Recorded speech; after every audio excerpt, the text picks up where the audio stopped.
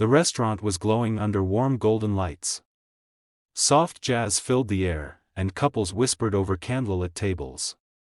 But at the far corner, one elegant woman sat alone, checking her watch for the 5th time. That woman was Maya Kapoor, the 32-year-old CEO of a major tech firm, known for her sharp business instincts and colder-than-ice reputation.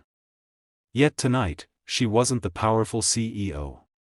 She was just a woman, waiting for someone who didn't show up. The waiter hesitated near her table. "Ma'am, would you like to order now?" he asked gently. Maya smiled faintly, trying to hide her disappointment.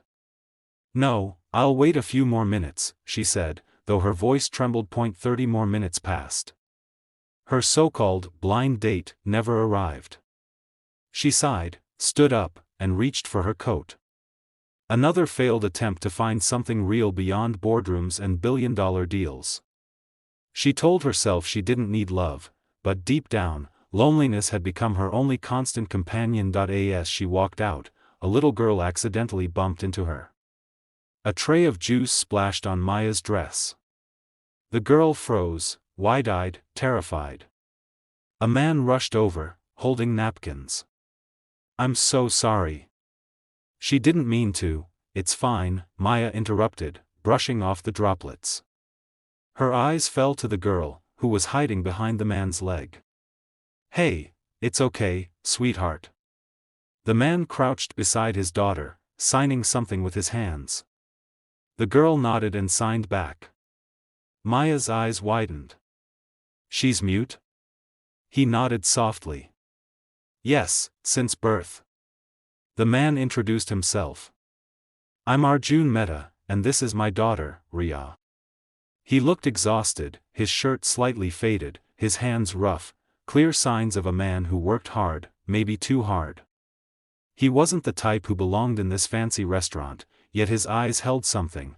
Kindness. Maya offered a faint smile. "You two having dinner here?" "Not exactly," he said with an awkward chuckle. "Riya loves watching the aquarium through the window here. I usually grab her a pastry from next door." Maya felt an unfamiliar tug in her chest. The girl tugged her father's sleeve and pointed to Maya's juice-stained dress, making apologetic hand gestures. "She says sorry," Arjun translated with a small smile. Maya knelt down and smiled back. "Tell her it's okay. Maybe I needed a little color on my dress anyway." Riya giggled silently, just a breathy sound, but it carried pure joy. Something in that moment shifted. Maybe fate had its own timing. Arjun noticed Maya's untouched table and the single candle still flickering there. "You waiting for someone?" She hesitated. "Was.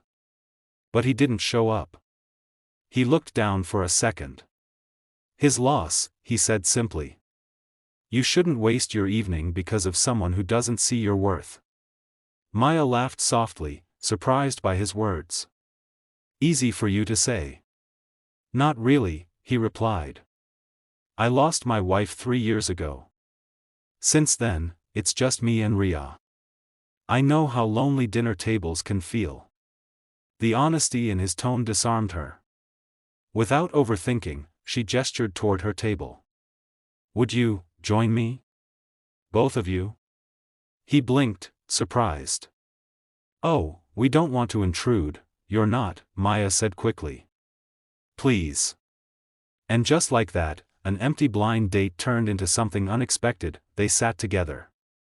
Maya watched as Arjun patiently helped Riya order food, showing her pictures on the menu and signing each choice. The girl's laughter, silent but full of life, made Maya's heart ache and heal at once. "So," Maya said between bites, "what do you do, Arjun?" He smiled shyly. "I work maintenance at your company. Kapoor Tech. I clean the floors at night." The fork froze in Maya's hand. For a moment, she didn't know what to say. But Arjun continued naturally, unaware of her shock. "Riya loves coming with me sometimes. I show her the lights from your building. She calls it Papa's Castle." Maya's throat tightened. This man, this janitor, wasn't embarrassed of his work. He spoke about it with quiet dignity, as though cleaning floors and fixing broken wires had value beyond money. And maybe, it did. As the evening went on, the three of them laughed. Maya learned how Ria loved painting sunsets, how Arjun saved every extra rupee for her therapy sessions, and how he sometimes fixed old computers from scrap just to teach her how things worked. When they left the restaurant, Ria handed Maya a small paper flower she'd made from a napkin. Maya knelt, eyes moist. "Thank you, sweetheart. It's beautiful." Arjun smiled, his voice low. "She gives those only to people she likes." Maya blinked back tears.